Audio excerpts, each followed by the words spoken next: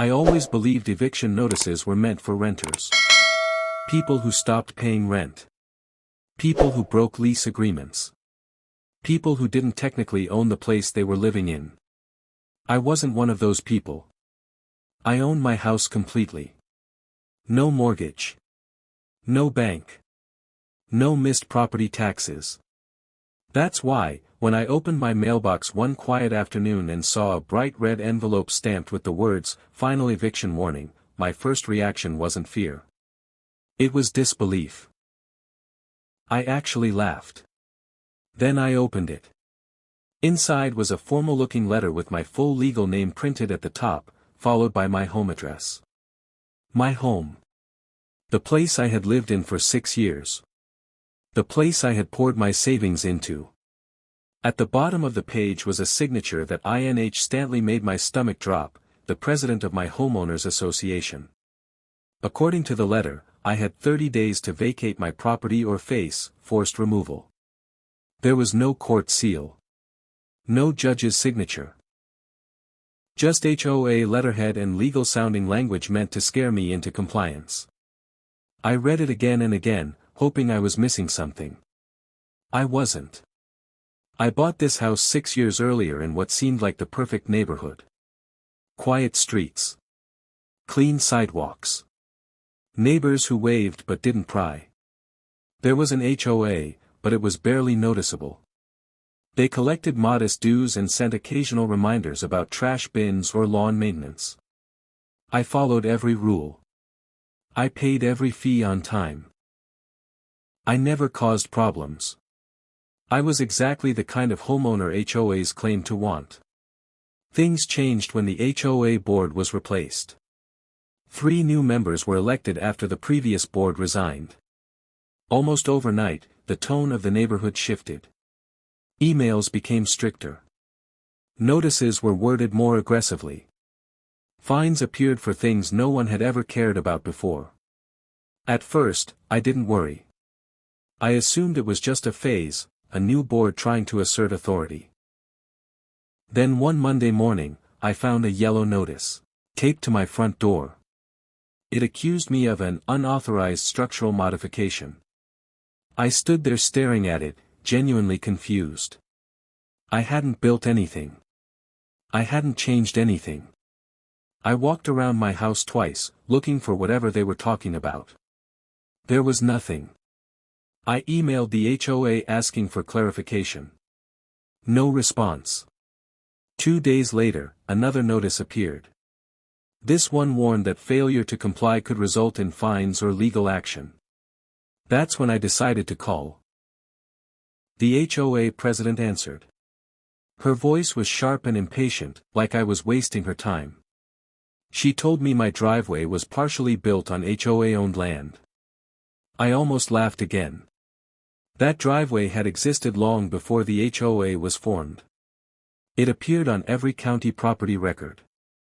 I told her that calmly. She responded by saying their updated survey showed otherwise. I asked to see the survey. She refused, claiming it was internal HOA documentation. That was when I felt the first real sense of unease. A week later, the fines began. First it was $100. Then $250. Then $500. Every notice cited the same alleged violation. I requested a formal hearing. I was ignored. I requested written proof. I was denied. Every attempt to resolve the issue peacefully was met with silence or vague threats. One morning, I heard metal striking concrete outside. When I looked through my window, I saw 2 men in yellow safety vests hammering orange markers directly into my driveway. I ran outside and demanded to know what they were doing. One of them shrugged and said they were reclaiming HOA land under direct orders. When I asked for documentation, he told me to take it up with the HOA. Reclaiming. As if my property was stolen goods. 3 days later, the eviction notice arrived. That night, I barely slept. I kept replaying every interaction in my head, wondering how things had escalated so quickly. This wasn't about rules anymore. This wasn't about compliance. This was about control. Someone on that board wanted my property, and they were abusing their authority to get it. What they didn't know was that I keep records of everything. Every email. Every voicemail. Every interaction. I also record conversations when legally permitted. During one so-called closed HOA meeting, someone left the door to the clubhouse slightly open. I stood in the hallway and recorded audio on my phone. What I captured changed everything. The HOA president openly stated that if they applied enough pressure, I would eventually leave, and the lot could be sold. She wasn't guessing. She was planning. That recording was the proof I needed. The next morning, I hired a lawyer. My attorney reviewed the eviction notice, the fines, the recorded audio, and the HOA bylaws. He didn't hesitate. He told me they had crossed multiple legal boundaries. A lawsuit was filed within days. Suddenly, the HOA's tone changed. Emails started arriving, calling the fines clerical errors. The eviction notice was described as a misunderstanding. They offered to reset my account and move forward peacefully. It was too late. In court, the HOA president struggled to explain how they believed they had the authority to evict a homeowner without judicial approval. The judge listened quietly, then asked a simple question that cut through every excuse. Did the HOA believe it had the power to remove someone from property they legally owned? There was no good answer. The ruling came quickly.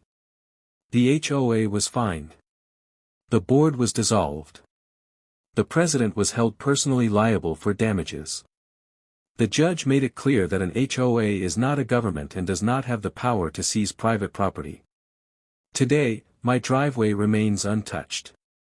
The markers are gone. The threat stopped. The HOA board no longer exists.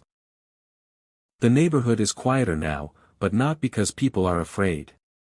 It's quiet because accountability finally arrived. The lesson I learned is simple. HOAs rely on fear. They rely on homeowners not knowing their rights. They rely on silence. The moment you stop being silent, their power disappears. I didn't leave my home. And I never will.